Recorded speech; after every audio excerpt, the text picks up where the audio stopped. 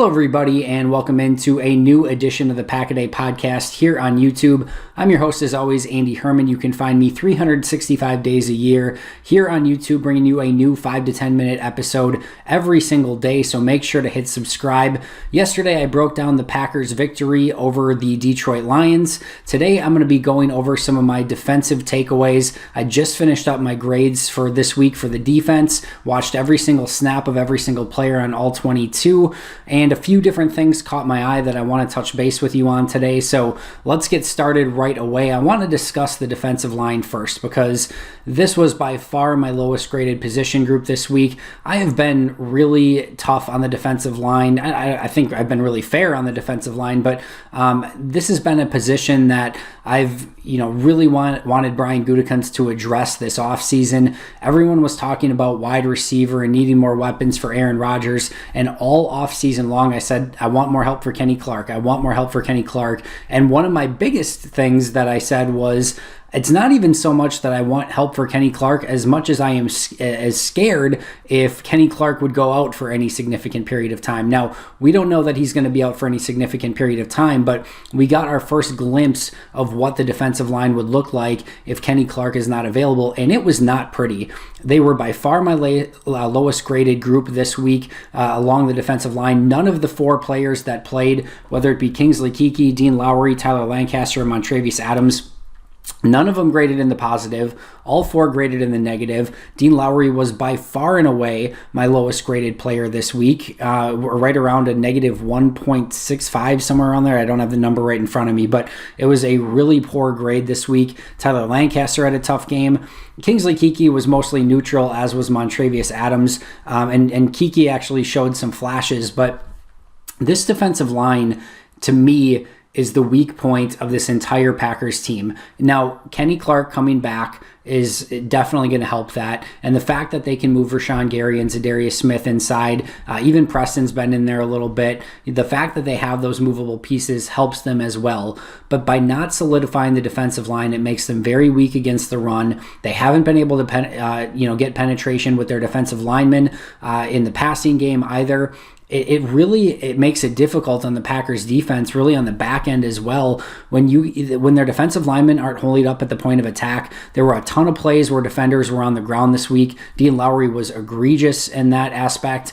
So this, to me, has to be something that Brian Gutekunst addresses. And prior to the trade deadline this year, or picking someone up, I'm not really on the Snacks Harrison train. I think he has had the opportunity to sign with teams. He is not. He almost retired a season ago. He's coming off a really poor year. No NFL team has either wanted to sign him or been able to sign him. I just think there's a lot of red flags there.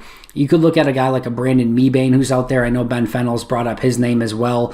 But whether it be via free agency or whether it be via a trade, Green Bay is in desperate need of help along that defensive line in some way, shape, or form. And I think if you can get some help and really kind of keep some of the pressure off of, Chris Barnes and Christian Kirksey, if you can get a little bit more pressure in the middle, that's going to help out Zadarius and Preston and Rashawn Gary off of the edges. It's going to help your run defense, which is going to set up more third and long situations, which is going to be able to get you in some of those NASCAR packages or in situations where you can rush for with Kenny Clark and Rashawn Gary and Zadarius Smith and Preston Smith. So to me, the 1A issue on this team continues to be the defensive line. Make sure to check out my Twitter. I posted a video of all the different times where Packer players were on the ground. It just happened way too often, and this remains a major issue for this Packers team. Yes, we're only 2 weeks in, but this was an issue going back all the way to last year. Kenny Clark has kind of kept it together a little bit, but he needs help. Dean Lowry's not it. Tyler Lancaster is not it. Kingsley Keke shown some flashes. Montravius Adams is in it. Maybe Willington Prevalon or Billy Wynn can provide some help. I think that's a little bit of a stretch. I think this is an area that Brian Gutekunst has to address at some point.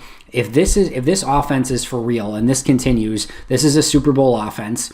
To me, it's a Super Bowl secondary, a Super Bowl pass rush group. I think you can win with the linebackers on the team. I'm not fully sold that you can win with the defensive line the way that it is. At least, win a Super Bowl. Could they get there? Could they maybe get to another NFC Championship game? Sure, yeah, but I do think that they need to address this position at some point. I know it's only 2 weeks in, but I don't think I'm jumping to conclusions based off of last year's tape and what I've seen seen through 2 weeks this year.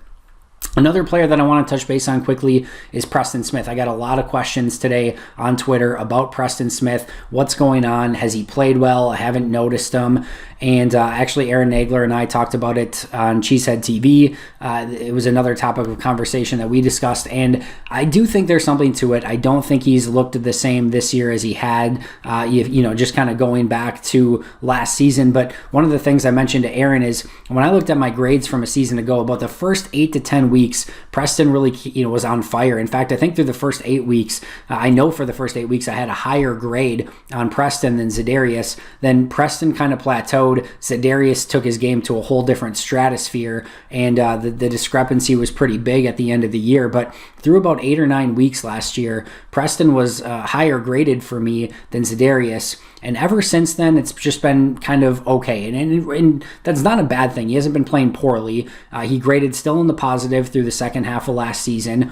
Through 2 games this year, he is slightly in the negative, and he has slightly graded in the negative in both games. But I think Preston Smith still has a lot to give to this Packers team. I don't think this is going to be an issue throughout the season. I do think you're going to start to see him get more pressure on the quarterback. He did have that half sack towards the end of the game, a little bit in garbage time. But, one of the things that we have seen out of him, Green Bay's had him drop back into coverage a little bit more. Something he did a decent amount last year as well, but Kyler Fackrell did that a lot, and obviously Kyler's not here. Rashawn, you don't really want dropping back. Za'Darius, you don't really want dropping back. So Preston's gained a little bit more of that duty in dropping back into coverage, but even when he's not, it's definitely been something where, Preston, you want to see more from Preston Smith. You want to see him getting after the quarterback more. Even a couple of really uncharacteristic plays from him, setting the edge that usually he's, kind of automatic in that regards, and he's just been kind of pushed around a little bit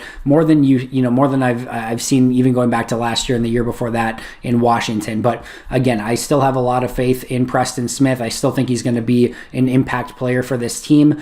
Give him a little bit of time, but through 2 games, a little bit quiet. I think it's fair to question where he's at right now, but again, I think that's going to be something that works itself out through the course of the rest of the season. Last but not least, I want to discuss Will Redmond a little bit, a player who's kind of caught my eye through 2 games. He's actually played quite a bit of that Raven Green hybrid safety linebacker role.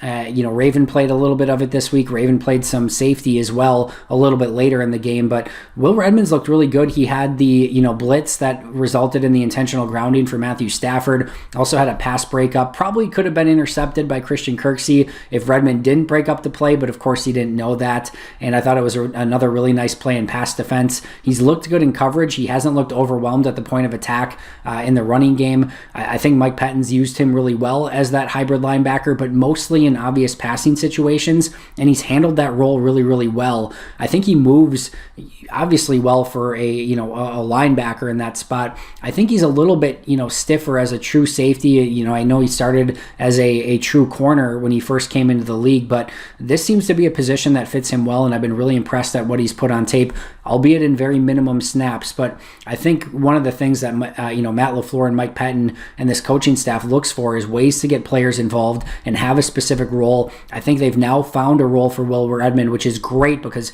he's a very strong special teams player. So you want those strong special teams players to be able to have a role on either offense or defense as well. I think they found one for Will Redmond, and he's looked really good through the first 2 weeks of the season. All right, that's all I got for today. I'm going to do some more offensive grading tomorrow. So tomorrow's episode, I may have a little bit more on the offensive end. Make sure to check out Dan, Matt, and Janelle as they have a special guest on talking all things New Orleans Saints as we start ramping up for Week 3. You can find that wherever you find Packer, or wherever you find any podcast, not just Packer podcasts. But make sure to check that out as well. Make sure to check out my grades this week on PackerReport.com. But until next time, go Pack Go. I'll see you right back here tomorrow. Have a great day, everyone.